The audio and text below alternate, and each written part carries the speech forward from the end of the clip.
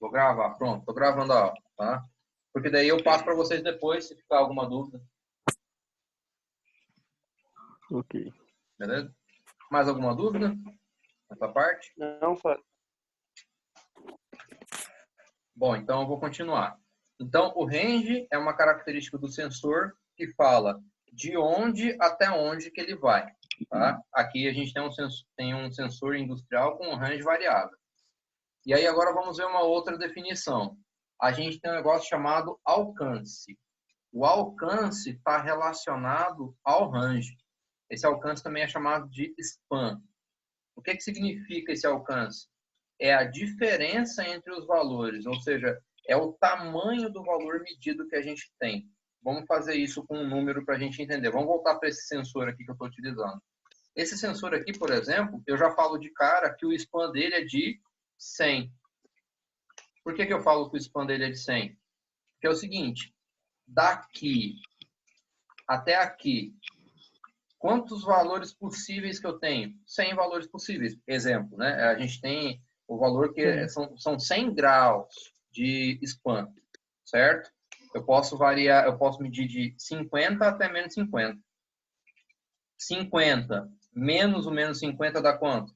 Dá 100, certo? Vou abrir uma calculadora aqui só para mostrar para vocês. É o superior Mas se menos... você pegar de baixo já dá 130. Oi? Vamos supor, no segundo aí, no S1, tá dando 130. Menos 10 a 120. Isso, 130, varia. O span ele pode variar.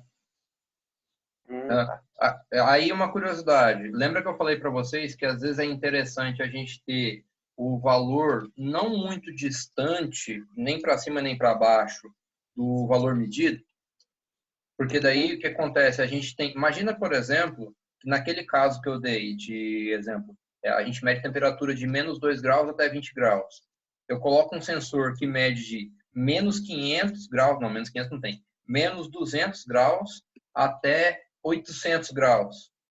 A variação de temperatura minha é tão pequena que o sensor não vai pegar, sabe? Então, não convém escolher esse tipo de sensor para aplicação. A gente teria um span muito grande, certo? Aqui, por exemplo, esse span aqui ele é pequeno, ó, ele é um span de 100. Imagina para aquele nosso processo lá, a gente poderia ter colocado... não, se bem que os de temperatura negativa tem span pequeno aqui, então não variaria muito. Mas o span é essa diferença. Quanto maior o valor do span, se o seu sinal variar pouco, menor a sensibilidade para a sua medição. Então, o span ele tem que ficar assim, num valor interessante para a sua medição. O span que é essa diferença, certo? Eu falei, aqui ele tem uma diferença de 100, um span de 100. Vamos ver se vocês entenderam. Deixa eu pegar alguma outra pessoa que está quietinha aqui. Vamos ver quem está quieto aqui. Lucas Antônio. Vamos pegar, eu peguei por sorteio. Lucas Antônio tá aí? Eu sim. Qual que é o span dessa configuração aqui, ó? Menos 15, 35. 50. 50? Opa, um duvidou do outro Acho aí. que não, hein? Quanto vocês acham que é? 50. É 50, tá certo. Como que faz o cálculo? É a parte superior menos a inferior. Então, é 35 menos, abre parênteses, menos 15. Tá? Fechou parênteses. Deu 50. Tá? Então, esse é o span deste sensor aqui. Deixa eu pegar um outro aqui que às vezes está quieto. Deixa eu ver quem que é aqui. Vou pegar o Elton. Tá por aí, Elton? Elton. Opa, peguei um que tá dormindo. Erivaldo, tá por aí? Tô aqui, pessoal. Responde qual que é o spam, por favor, deste cara aqui, ó. S6? Ou Oi? S7? Quanto? S6. Tá 100? 100? Eu não ouvi Desculpa, falhou um pouquinho. O spam desse aqui é 100. É 80 menos 20 dá 100. É o mesmo spam do outro aqui de cima, tá? Então, esse spam é a diferença. Entenderam? Sim, entendido. Bom demais, então. Erro. Marlon, no caso, Oi. voltando, esse do caso lá, o S7 lá é 160, o span dele é o máximo? O span dele é 160, sim, o S7. 160, né? Isso, Então entendi. o span e o range é 160 também. 0 a 160. E aqui, Ah, ó, o entendi. S3. Entendi. Esse S3, por exemplo, o span dele é 250, tá vendo? Ah, então É o ele máximo. regula. Quem falou, Lucas? Entendi. Seria o máximo aí, né? 250. Parece que ele não lê mais do que isso, não. Esse sensor aqui. Numa variação muito pouca, ele é exagerado, vamos falar assim. Tudo depende do que você está medindo. Se você está num processo, por exemplo, que a sua temperatura varia, sei lá, de 50 a 200 graus, a 150 graus, esse daqui, ó, é o mais interessante para você utilizar.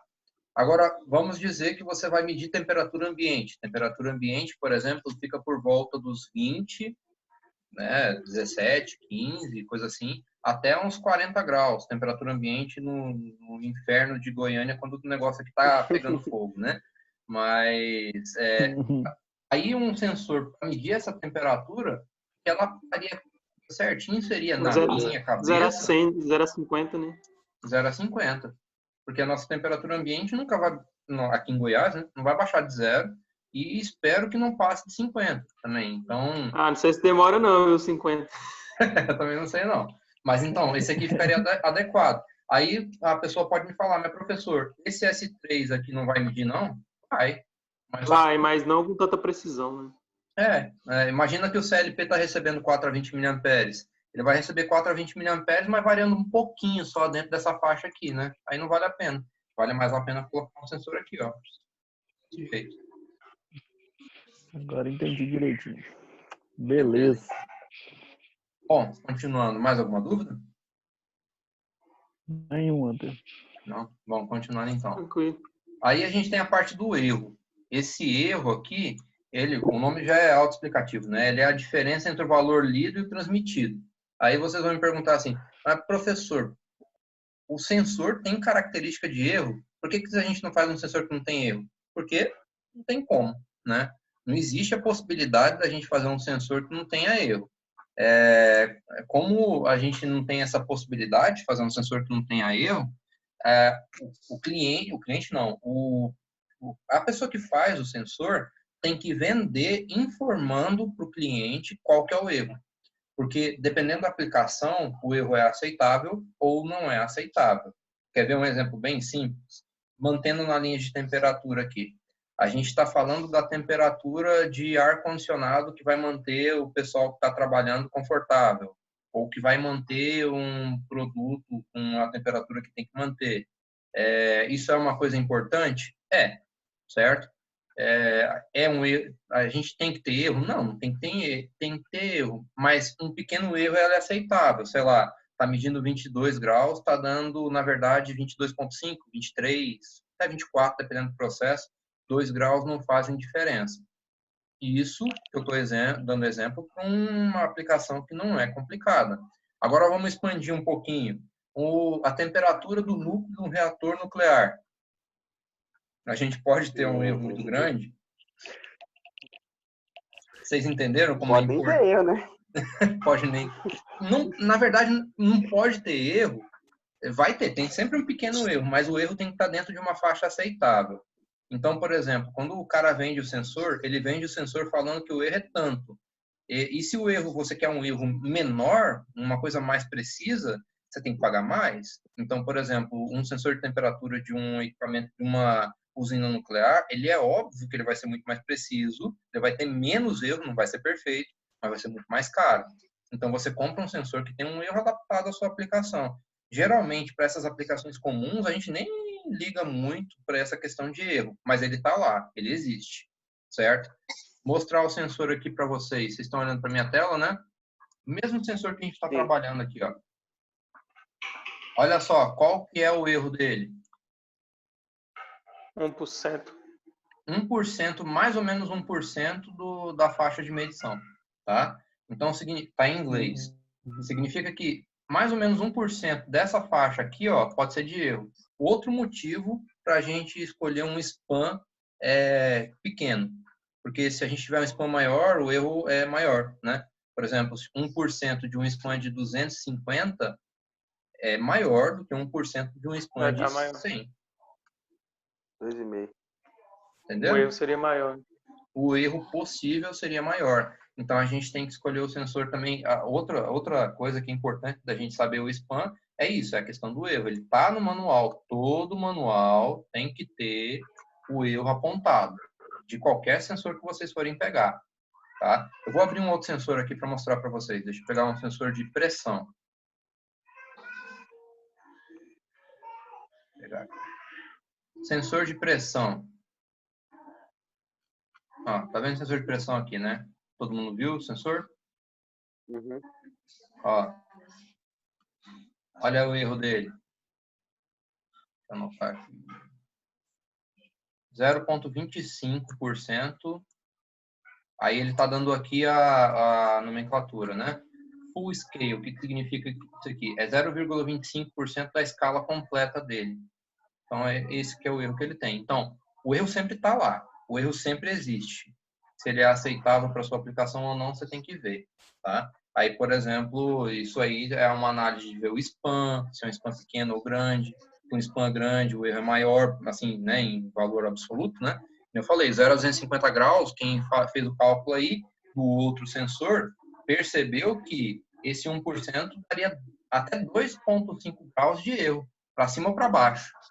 Se fosse nesse cara aqui, mais ou menos 1 grau de erro, para cima ou para baixo, né? Então, a gente percebe que muda o negócio, né?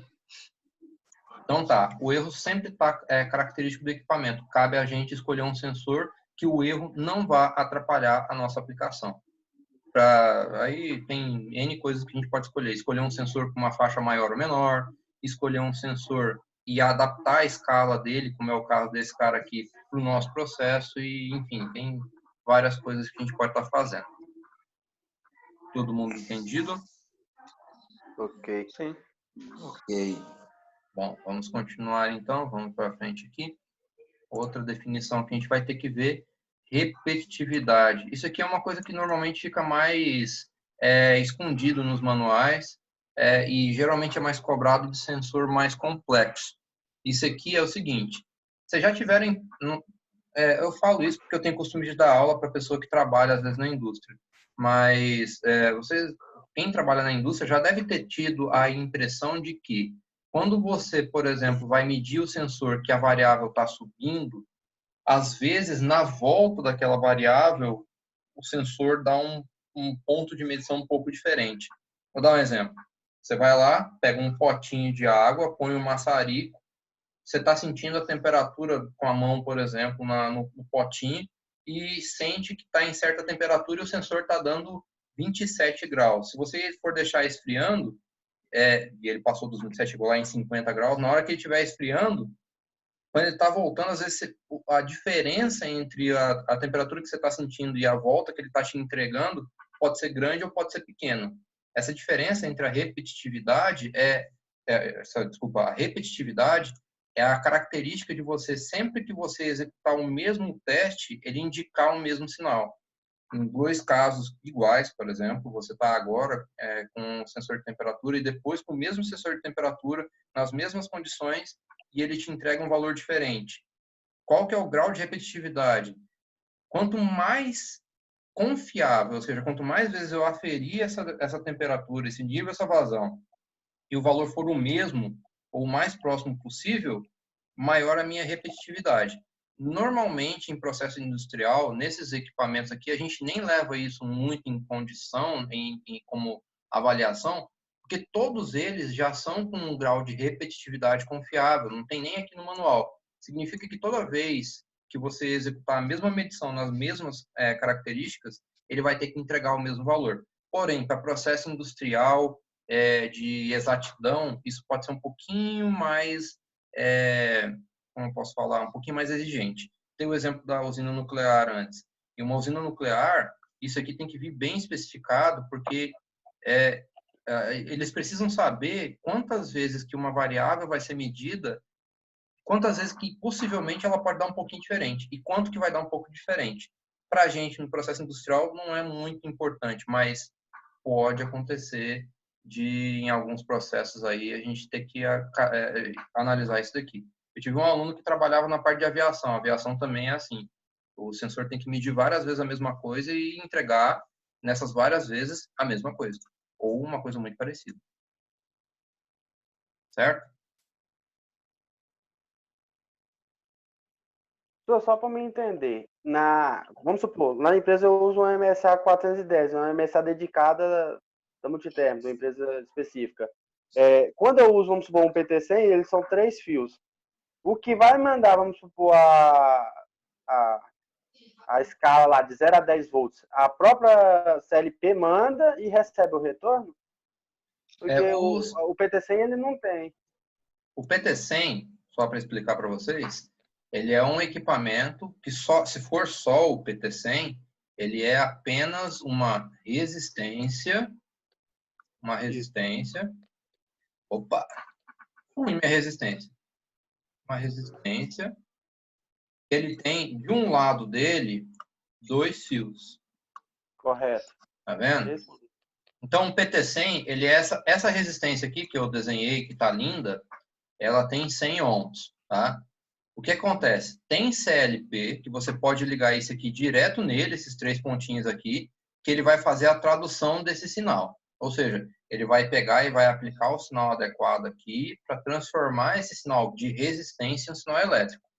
Já existe sensor, que é outros tipos de sensores, que você coloca esse cara aqui e ele transforma essa resistência em um sinal 4 a 20 mA. Isso daí é chamado de transdutor. Tá?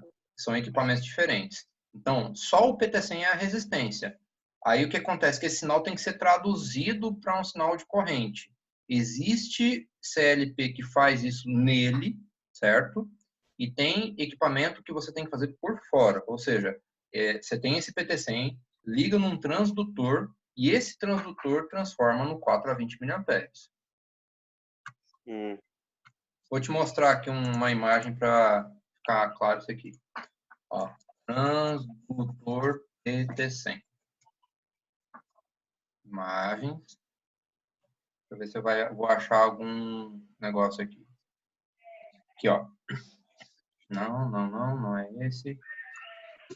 Esse aqui é um exemplo de transdutor, mas ele não está com o desenho da ligação. Deixa eu achar aqui. Aqui, ó. Abrir imagem, uma nova guia. Esse aqui também é um transdutor. Tá? Vou abrir imagem, uma nova guia. Ó. Aqui a gente tem o PT100. Os 3 fiozinhos, vocês estão vendo esse desenho, né? Uhum. Esses 3 fios chegam aqui. Aí nesse transdutor a gente coloca uma fonte. Tá vendo? Essa fonte alimenta esse transdutor. E aí aqui circula uma corrente. Bem nesse lugar aqui circula uma corrente. Deixa eu pegar aqui, que eu tenho como riscar aqui. Bem aqui, ó, circula uma corrente.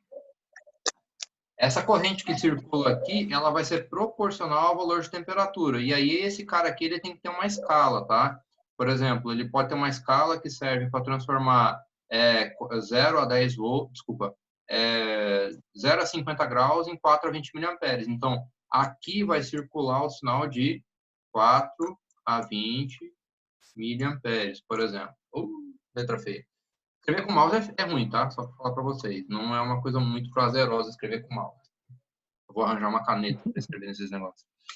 Enfim, aqui é onde vai circular a corrente. Então, esse cara faz a tradução. O PT100 é só isso aqui, ó. O PT100 é só essa resistência.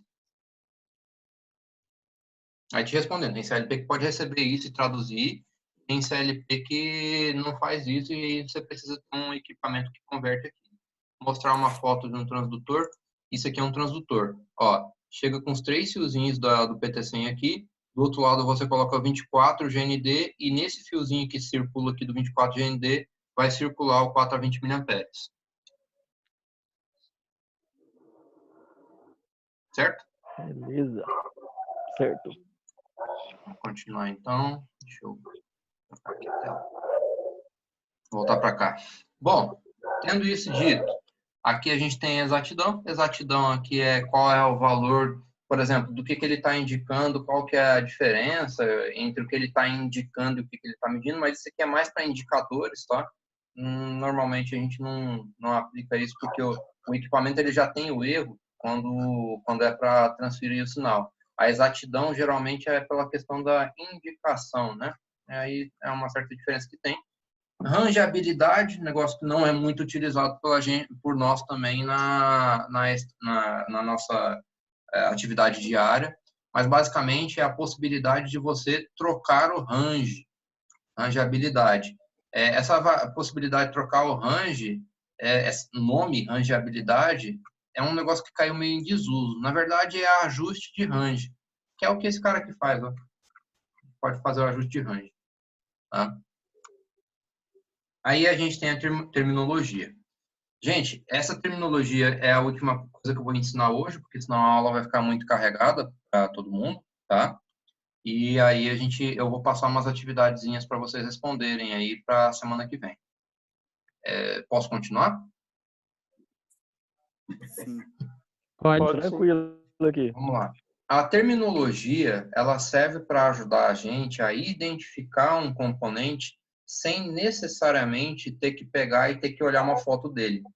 E isso daqui de começo pode parecer um pouquinho complicado, mas no dia a dia é mais fácil, vai por mim. Tem gente, por exemplo, que só consegue identificar um sensor se olhar para a cara dele. Por exemplo, sim, olhou para a cara dele, nossa, esse aqui é um sensor de temperatura. Mas às vezes nem assim é tão interessante. Então é bom que a gente saiba essa nomenclatura, até porque vocês vão chegar ao ponto de encontrar um ambiente onde vai ter uma planta de instrumentação que vocês não vão conseguir identificar sem saber essa nomenclatura. Vou dar um exemplo agora, antes de vocês aprenderem a instrumentação comigo. Instrumentação. Para vocês perceberem que vocês vão ter um aprendizado. Abrir imagem, uma nova guia. Abrir imagem, uma nova guia. Sai da frente. Essa imagem fica pequena. Essa aqui.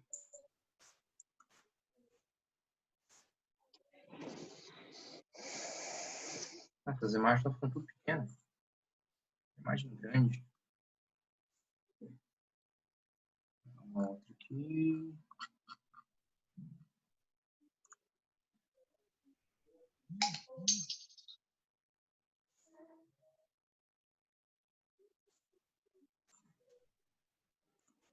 Aqui, ó.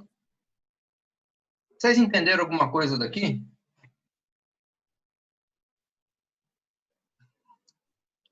Sacaneei, né? Não. Ninguém entendeu nada disso aqui, imagino eu, né? Nadinha. Pois é, não vai dar um orgulho para vocês quando vocês aprenderem a identificar isso aqui? Com certeza vai. Ó, vou dar um exemplo para vocês. Eu consigo, através da simbologia que eu conheço, não preciso nem pesquisar em nada, eu sei que isso aqui é um... já está acabando essa aula aqui, que é o de 40 minutos, aí eu já abro de novo. Eu sei que aqui, ó, eu tenho um transmissor indicador de... Desculpa, é um indicador e controlador de temperatura que está fazendo um PID. E ele está ligado a esse sensor de temperatura que está ligado neste processo aqui. Mais especificamente nessa tubulação que está seguindo para cá. Então, eu não desenhei a tubulação, eu não tive que desenhar o sensor de temperatura, não tive que desenhar nada. Através de uma simbologia padronizada, eu já sei o que é o equipamento. Então, isso aqui é importantíssimo para que a gente consiga se inserir, principalmente em empresas que são mais exigentes quanto a essa característica, certo? Então, é uma coisa que de primeira, assim, à primeira vista, nos assusta, a gente nunca viu, mas a gente vai aprender e vai perceber que isso aqui simplifica muito qual que é a utilização, quando a gente utiliza isso no meio da indústria, ela simplifica muito a nossa atividade, tá? E olha só que interessante, olhando para esse aqui, eu percebo que esse cara controla essa válvula moduladora que abre ou fecha a passagem desse negócio aqui, que eu não sei se é gás ou se é líquido, eu teria que ver o resto do processo, mas ela abre ou fecha esse aqui para, sei lá, esquentar mais ou menos a temperatura do que ele está medindo aqui, ó. Que ele está passando por esse transmissor de temperatura. detalhe importante, estou percebendo que ele está indicando aqui, ó, isso aqui é um indicador de temperatura, ele mostra para mim a temperatura. Perceberam que interessante? Olhando para um desenho que para vocês não parece às vezes nada, vocês ficam completamente perdidos. Se você conseguir ler simbologia, você consegue identificar esse tipo de coisa. Certo? Certíssimo. Bom, vamos aprender então como faz essa leitura para vocês terem orgulho depois de conseguir fazer essa leitura. Então, existe uma sequência de letras e números que definem para a gente o que a gente está fazendo. A primeira letra que vocês vão ler é a variável que vocês vão medir. A segunda e a terceira letra que vocês estão vendo aqui é a questão da função. Tá? Então, aqui é variável e aqui é função. Por exemplo, nesse cara aqui a gente tem um PRC. O que é um PRC? Ele é um equipamento que está medindo pressão, o P, tá vendo aqui, ó, esse P aqui. Ah, mas às vezes, só que isso aqui está em inglês, às vezes não vai bater a letra, tá aqui certinho. E o R e o C é a função passiva e a função ativa. Função passiva, registrador. Por que é uma função passiva? Ela não executa nada no processo. No caso do registrador, ela apenas armazena o valor que está sendo medido de pressão. Pode ser armazenado no computador, em um banco de dados, em uma folha, em qualquer coisa. E aí aqui o C é a função ativa de saída, que é de controlador. Controlar. Ou seja, eu sei que esse equipamento aqui ele faz o quê? Controla e registra a pressão. Então esse aqui é um controlador registrador de pressão, certo? É assim que a gente aprende a fazer a leitura de um sensor de instrumentação. E aí o resto aqui das coisas são numerações que indicam para mim a área, a sub-área sequencial e o sufixo. Para que isso aqui serve? Isso daqui para frente, ó, daqui para cá, é organização, não é função. Vou dar um exemplo. Imagina que dentro da sua empresa você tenha duas áreas, área A e área B. A área A é produção de X produto, a área B produção de Y produto. Aí eu posso separar aqui, ó, área 1, área 2, área 3, área 4, área 5. Concordam comigo que dentro de uma mesma área eu posso ter mais de um sensor do mesmo tipo? Por exemplo, mais de um sensor de pressão, mais de um sensor de temperatura? Sim. Sim. Então, pode. eu posso ter dentro da área 1, o sensor 1, sensor 2, sensor 3, sensor 4, sensor 5 e assim por diante. É a sequência do sensor dentro da área. Correto? Marlon, Oi. nessas três primeiras letras aí, assim, eu não trabalho numa área muito grande, mas elas não variam muito, assim, não vamos falar, não tem muita quantidade de variável, correto? Deixa eu mostrar aqui. Isso aqui é a quantidade que tem, ó. Varia um pouquinho. Pois é, mas aí tá as três, né? Vamos falar como se fosse pressão, se indica, se registra, se controla ou não controla. Então, assim, não é muita coisa, né? É o que está aqui nessa tabela. Por exemplo, a primeira letra lá, que é a variável medida, ela está aqui, ó. Qualquer uma dessas coisas aqui pode cair lá. A gente tinha o P, né? De pressão. Mas, por exemplo, quando é temperatura, é T. Tá vendo? Quando se eu quiser medir, por exemplo, vazão, é F. Tá vendo, ó? Vazão. F. Ah, tá. Entendi. E assim por diante. Aí a gente tem as próximas letras, tá? A função passiva e a função de saída. Aí tem aqui, ó. Função passiva lá era R, tá vendo? Ó, de registrador, tá aqui. E a gente tinha o C, de controlador. Se vocês forem perceber, a letra do primeiro não repete no segundo, se for por multifunção, só a multifunção que repete. Mas, por exemplo, o A aqui não tem aqui, tá vendo? O E aqui não tem aqui, e assim por diante. E aqui a gente tem uma letra de modificação, que é para falar para a gente, por exemplo, digamos que a gente vai medir pressão alta, certo? Pressão, qual é a letra que vai estar aqui?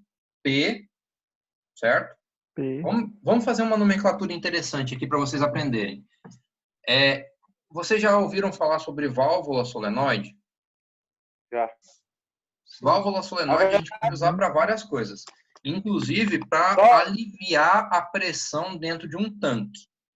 Quando a gente tem essa válvula de alívio de pressão dentro de um tanque, a gente tem o que a gente chama de um instrumento de segurança para pressão.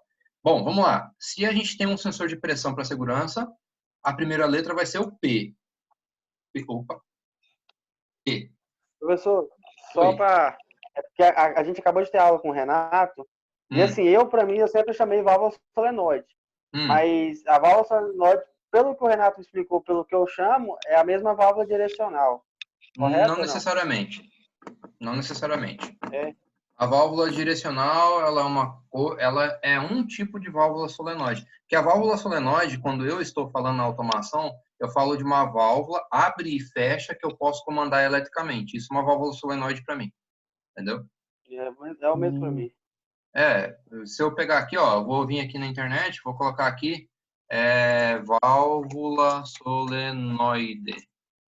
Válvula solenoide, ele vai me mostrar este cara aqui, ó. Por exemplo, essa válvula solenoide aqui, o que ela faz? Ela deixa passar o líquido de ponto A para ponto B e eu jogo um sinal elétrico aqui para abrir e fechar. Certo? Isso para mim isso não é para mim, na verdade, é uma definição. Válvula solenoide é isso. Certo? Correto. Continuando a aula, então, a gente tem um sensor que ele é para aliviar a pressão. P é de pressão. Quando a gente vai fazer o alívio, se é uma chave, vocês concordam comigo que ele é uma função ativa de atuação? Você vai estar ligando e desligando o equipamento? Vai controlar também. Isso, então é uma função de saída. Aí que vem a parte aqui, ó, chave. Chave é o interruptor, que é a letra S. Então, PS, tá? E aí a gente vai ter H ou L como fator multiplicador. Por exemplo, ó, H significa, na letra de modificação, alto. Manual. Ou, não, manual é se fosse lá, se fosse a primeira letra, não é a primeira letra, tá? A gente está falando da última. Então, se vocês encontrarem, por exemplo, um PSL, ou, desculpa, PSH, ele é um sensor de pressão que é uma chave, que ela vai abrir e fechar para diminuir a pressão da tubulação. Ou do tanque, que seja. Vamos ver se nesse desenho que eu mostrei aqui para vocês tem algum. Deixa eu pegar aqui. Não tem nenhum de pressão, não. Mas aqui, por exemplo, tem ó, um de fluxo. Tá vendo? FSLL. F é fluxo, vazão, tá? Vazão, chave LL. Isso aqui é uma chave de proteção, provavelmente, para abrir quando o fluxo estiver extremamente baixo. Não sei por qual motivo, tá? Mas eu estou pegando isso aqui pela nomenclatura. Já a nossa aula cai, aí eu jogo lá no nosso WhatsApp, tá? Para continuar a aula. De onde que eu tirei aquele abaixo? L aqui, ó. Baixo, tá vendo? E quando tem duas letras repetidas é multiplicador. LL é muito baixo. Entenderam? Entendi. Entendi. Vamos fazer